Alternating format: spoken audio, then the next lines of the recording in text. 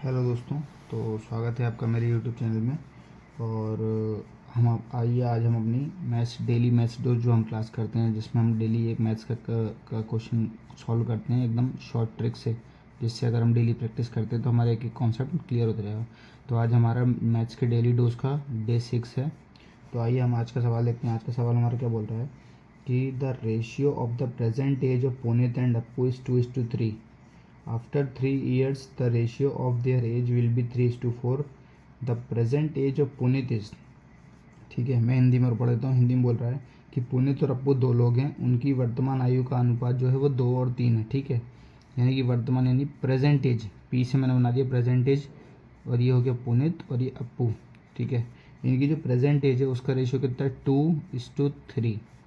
इसके बाद क्या बोल रहा है कि 3 साल बाद उनकी आयु का अनुपात 3 और 4 हो जाता है, यानी +3। देखिए +3 लिखते हैं हम, क्योंकि 3 साल बाद उनकी एज जो है उसका रेशियो क्या हो जाता है 3:4।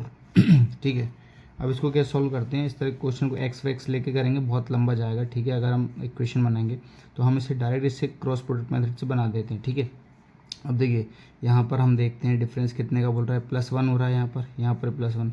हमें हमेशा इस डिफरेंस को इक्वल बनाना पड़ता है जब भी इस तरह क्वेश्चन होते हैं। ठीक है, तो यानी ये +1 बोल रहा है, तो इसका मतलब है +1 यानी 3 साल के बाद ही ये रेशियो होगा। ठीक है, तो इस +1 की वैल्यू जो है ये हो गई, ये 3 साल, ये जो 3 साल बता रहा है। ठीक है, अब बस अब पुनीत की अगर प्रेजेंटेज पूछिए तो प्रेजेंटेज यानी कि पुनीत की प्रेजेंटेज कितनी हो गई, 3 दूनी 6। अगर एक की वैल्यू 3 है तो 2 की वैल्यू 6।